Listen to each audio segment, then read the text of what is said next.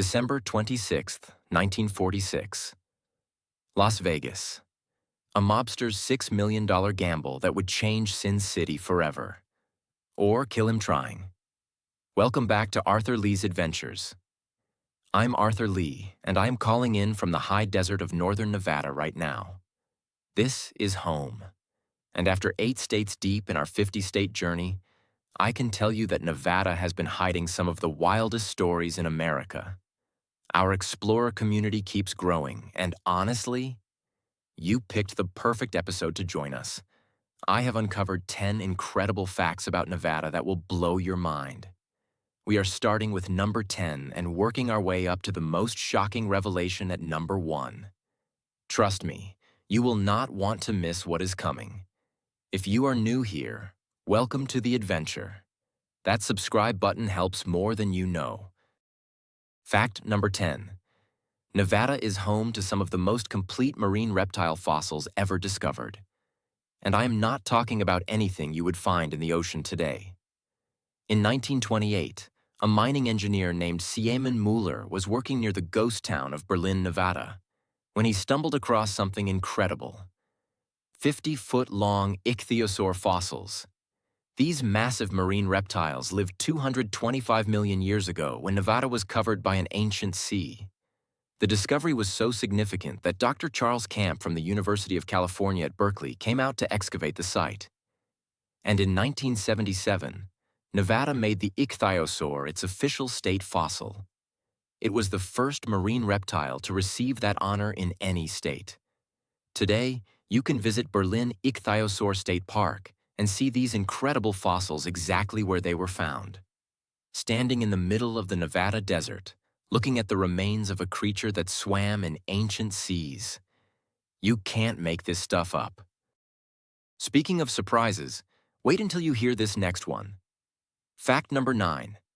In 1860, Nevada was the site of one of the deadliest defeats of United States forces by Native Americans in the state's history.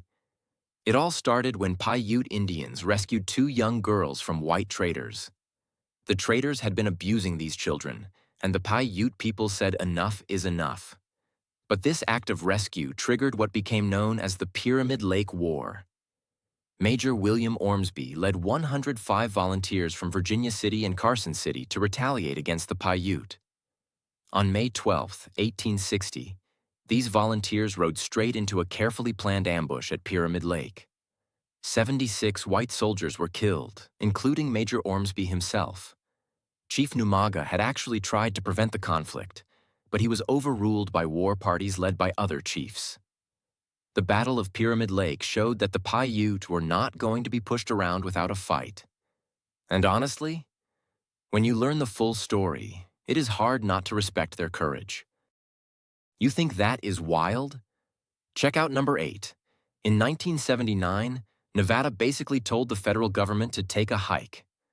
The state legislature passed Assembly Bill 413, claiming ownership of all federal lands within Nevada's borders. We are talking about 87% of the entire state. This was not just symbolic protest. This was Nevada saying we own this land now, not Washington. Governor Robert List signed the bill on June 14, 1979, officially declaring that Nevada owned all unappropriated public lands. This action escalated what became known as the Sagebrush Rebellion. The movement spread to other western states and even influenced Ronald Reagan's 1980 presidential campaign. Reagan actually supported the rebellion during his campaign. Of course, the federal courts eventually rejected Nevada's claims.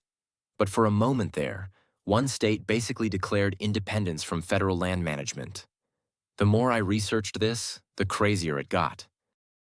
Now things start getting really interesting. Fact number 7. United States Highway 50 across Nevada earned a nickname that perfectly captures the isolation of the American West. In 1986, Life magazine dubbed it the loneliest road in America.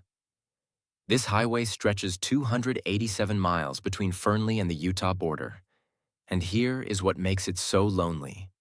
There are only 4 small towns along the entire route. Sometimes you will drive for more than 100 miles without seeing any services. Life magazine actually warned that travelers should have survival skills to drive this route. But Nevada's tourism department? They loved it. Instead of being offended, they embraced the designation. They created a Highway 50 survival guide and started giving out certificates to travelers who completed the journey and collected stamps from businesses along the route.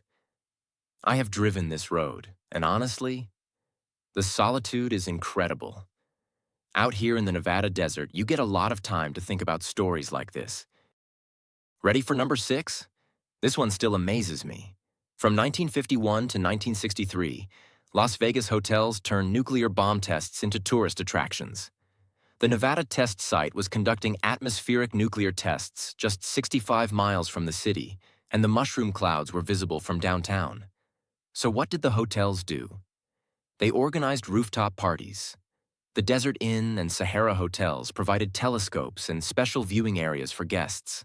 They served atomic cocktails and held Miss Atomic Bomb beauty pageants. Hotels even created calendars showing test schedules so tourists could plan their trips around watching nuclear explosions. Picture this. You are sipping a cocktail on a hotel rooftop at 5 in the morning, watching a mushroom cloud rise over the desert. And the hotels marketed this as entertainment. The 1950 atmospheric tests before the 1963 Partial Test Ban Treaty moved everything underground. Who thinks of this stuff? Only in America would we turn nuclear weapons testing into a vacation destination. We are halfway through, and honestly, the next 5 facts are going to blow your mind even more. Fact number 5.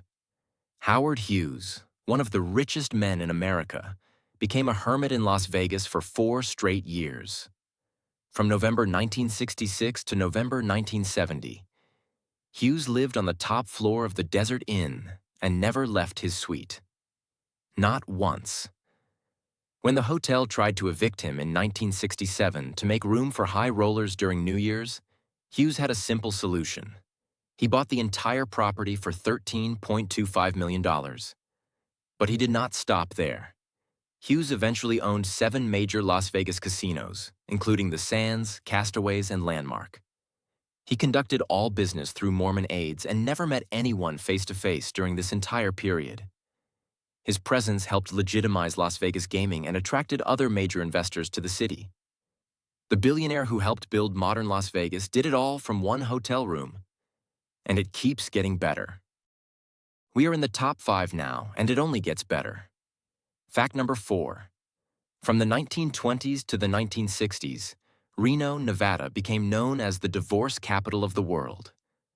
While other states required couples to wait years for a divorce, Nevada only required a 6-week residency. This brought desperate couples from across the country to Reno, and I mean desperate.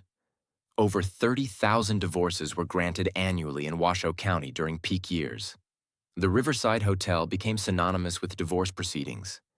Famous divorces included Mary Pickford in 1920 and Cornelius Vanderbilt Jr. in 1927.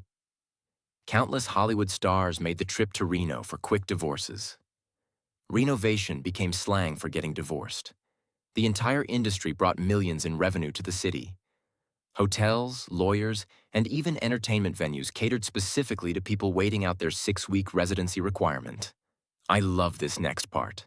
The divorce business was so lucrative that Reno actively marketed itself as the place to end your marriage. Buckle up for this next one. Fact number 3. Nevada is the only state in America with legal prostitution. And this is not some recent development. This has been regulated since 1971 in counties with populations under 700,000. There are currently 17 licensed brothels operating in 10 counties, generating approximately $75 million annually in revenue. The Mustang Ranch near Reno, opened by Joe Conforte in 1971, became the first licensed brothel in modern United States history. The industry operates under strict regulations, including mandatory health testing, taxation, and county licensing. Here is what surprised me. Prostitution remains illegal in Clark County, where Las Vegas is located, and Washoe County, where Reno is located. The biggest cities in Nevada do not allow it, but the rural counties do. The regulation model has been studied by other states and countries as an example of how to manage sex work legally and safely. Would you have guessed Nevada was the only state with legal prostitution? Let me know in the comments. This next fact changed how I see Nevada forever. Fact number 2. The Nevada test site conducted 928 nuclear tests between 1951 and 1992. That is nearly 1,000 nuclear explosions on American soil. 100 of these were atmospheric tests conducted from 1951 to 1962 that were often visible from Las Vegas, 65 miles away. Hotels marketed atomic viewing parties, and Miss Atomic Bomb beauty pageants occurred during the 1950s. Think about that for a second. The mushroom clouds from atmospheric tests could often be seen from downtown Las Vegas. The Desert Inn Hotel even created a calendar of test schedules for tourists. The site covers 1,360 square miles in Nye County. After the 1963 Partial Test Ban Treaty, all testing moved underground. But for 12 years, Nevada was ground zero for America's nuclear weapons program, and people came to watch like it was entertainment. I would love to hear your thoughts on this one in the comments.